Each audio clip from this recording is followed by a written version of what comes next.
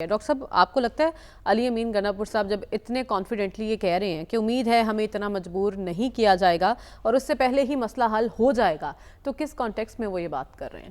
دیکھیے، جب پارٹی مشکلات کا شکار ہو، جیسا کہ 9 مئی 2023 کے بعد سے پی ٹی آئی مشکلات کا شکار ہے، تو وہ ایک وقت میں مختلف آپشنز کی بات کرتے ہیں. لیکن اب اس پارٹی پہ 2 پارٹیاں بنا کے اس کو ختم کرنے کی کوشش کی گئی. استحکام پاکستان پارٹی اور پی ٹی آئی پارلیمنٹیرین 2 پارٹیاں بنی، لیکن وہ بات نہیں بنی.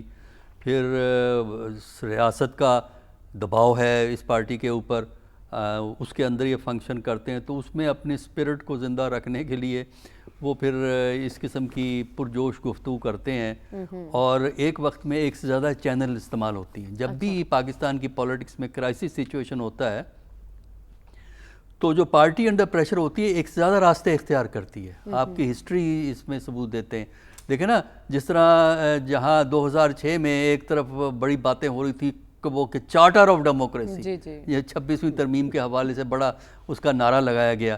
ایک طرف بے نظیر چارٹر آف ڈیموکریسی پہ سائن کر رہی تھی مئی 2006 میں، اور اس کے ساتھ ساتھ بے نظیر کا ڈائلاگ چل رہا تھا ادھر اس سے اپنے پرویز مشرف صاحب سے، جو امریکہ اور برطانیہ فیسیلیٹیٹ کر رہے تھے، جس کی وجہ سے این آر او 2007 میں آیا.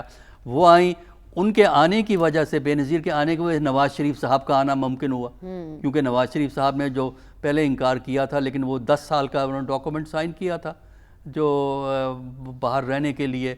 تو ہوتا پھر یہی ہے نا کہ آپ مختلف ٹریکس ایک وقت میں چلا رہے ہوتے ہیں. اب ہمیں نہیں معلوم کہ کون سا ٹریک چلے گا. اور اگر جہاں تک میری اسیسمنٹ ہے کہ اگر عمران کو بیل مل بھی جائے، یہ جو کیا وہ کیس ہے جو توشہ خانہ کیس ہے یا دوسرا جو کیس ہے 190 ملین والا ہے، تو حکومت کسی اور چیز میں پکڑ لے گی. ابھی لا ایک نیا آ رہا ہے جس کے تحت جو ہے نا 3 مہینے تک کسی کو پکڑ سکتے ہیں آپ اندر.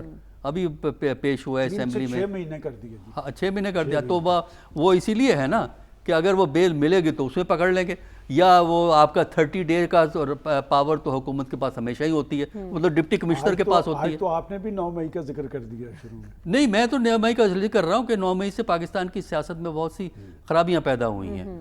اور لیکن آپ یہ کہہ رہے ہیں کہ مستقبل قریب میں آپ کو خان صاحب کی رہائی تو ممکن دکھائی نہیں دے رہی. لیکن سوال یہ ہے ڈاکٹر صاحب، کیا امریکہ اور برطانیہ کی حکومتیں پاکستان کے سیاست پر اثر انداز ہو سکتی ہیں؟ دیکھیے، اثر انداز تو نہیں ہو سکتی، لیکن کامنٹس وغیرہ تو چلتے رہتے ہیں، اس لیے کہ پاکستانی کمیونٹی وہاں اتنی زیادہ تعداد میں ہے. جہاں تک اس لیٹر کا تعلق ہے، میرے نزدیک پاکستانی پارلیمنٹیرین کا جو لیٹر ہے وہ اتنا ہی بے معنی ہے جتنا امریکی پارلیمنٹیرینز کا ہے. دیکھیے، اس چیز کا خیال رکھیں کہ وہ اسٹیٹ پالیسی ریپرزینٹ نہیں کرتے. یہ لیٹرز جو ہوتے ہیں یعنی امریکہ کی پالیسی نہیں ہے اس لیٹر کے اندر، اور اس کا تعلق وہاں کے انتخابات سے ہے. جو لوور ہاؤس ہے ان کا ہاؤس آف ریپرزینٹیٹیو ہے، وہ 2 سال کے بعد وہاں الیکشن ہوتا ہے. اس کے اندر ابھی ہو رہا ہے 5 نومبر کو، جہاں ہم تو پریزیڈنٹ کی بات کر رہے ہیں، وہاں ہاؤس آف ریپرزینٹیٹیو بھی ہو رہا ہوتا ہے. کچھ جگہ سینیٹر بھی الیکٹ ہو رہے ہوتے ہیں، کچھ جگہ اور کونسلز جو ہوتی ہیں وہ بھی ہو رہے ہوتے ہیں، کہیں ریفرینڈم بھی ہو رہا ہوتا ہے. وہ جو ان کا جو شیٹ ہوتی ہے وہ دیکھنے والی ہوتی ہے جس پہ وہ ووٹ دیا جاتا ہے، تو اس سے اندازہ ہوگا آپ کو. تو یہ وہ اصل میں اوورسیز پاکستانیز میں عمران خان کی سپورٹ بہت موجود ہے، امریکہ میں بھی، برطانیہ میں بھی. اور امریکہ برطانیہ میں جب ڈیولپنگ کنٹری کے لیڈرز کو آپ اریسٹ کرتے ہیں تو ان کو وہ پولیٹیکل پریزنر کہلاتے ہیں. وہ کہتے ہیں ان کو پولیٹیکل پریزنر ہی ہیں، چاہے وہ جسٹیفائڈ ہے کہ نہیں ہے وہ دوسری بحث ہے، لیکن یہ ٹرم وہاں عام استعمال ہوتی ہے. تو یہ جو امریکی جو ہاؤس آف ریپرزینٹیٹیو کے کچھ لوگوں نے یہ خط لکھا ہے، بنیادی طور پہ پاکستان کے جو وہاں لوگ ہیں ان کا اثر ظاہر کرتا ہے. ان کا پولیٹیکل ویٹ، وزن ہمیں اس میں نظر آتا ہے کہ انہوں نے ان کو کہا، انہوں نے لکھ دیا. وہ اس لیے لکھ دیا کہ 5 تاریخ کو ووٹ پڑنا ہے ان کے لیے. تو اس لیے میرا نہیں خیال کو اس پہ کوئی اتنا سیریس ہونے کی ضرورت ہے. اس قسم کی چیزیں چلتی رہتی ہیں اور پاکستان پہ توجہ تو رہے گی، کیونکہ پاکستانی برطانیہ میں بھی ووٹر ہے اور پارٹیوں کے اہم عہدے پہ ہیں. امریکہ میں بھی پاکستانی جنہوں نے حیثیت جن کی مضبوط ہے وہ فنڈنگ بھی کرتے ہیں پارٹیز کی، کینڈیڈیٹس کی، اور وہ اپنی لوکل الیکشن میں کافی اہمیت ٹھیک ہے، اختیار کر رہے ہیں۔ لیکن ڈاکٹر صاحب جیسا کہ احتجاج تو سب کا حق ہے، لیکن احتجاج کا یہ انداز درست ہے؟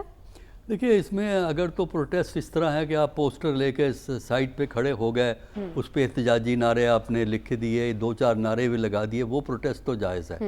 لیکن فزیکل فورس کا استعمال کرنا یا گاڑی پہ جس کو وہ حملہ کہتے ہیں اس قسم کی کوئی کارروائی کرنا وہ درست نہیں ہے، وہ ڈیسنسی کے مطابق نہیں ہے، اور برطانیہ میں قانون کی خلاف ورزی میں بھی وہ کاؤنٹ ہوتا ہے۔ جہاں تک ان کے خلاف ایکشن کا تعلق ہے، پاکستان کے کہنے پہ تو ان کے پاسپورٹ کو آپ کچھ نہیں کر سکتے، اس لیے کہ یہ لوگ ظاہر ہے سٹیزن ہوں گے برطانیہ کے، تو ان پہ پاکستان کے ہوم منسٹر کا آرڈر تو نہیں چل سکتا نا، وہ تو بے معنی بات ہے، لوکل آرڈیننس کے لیے ہے۔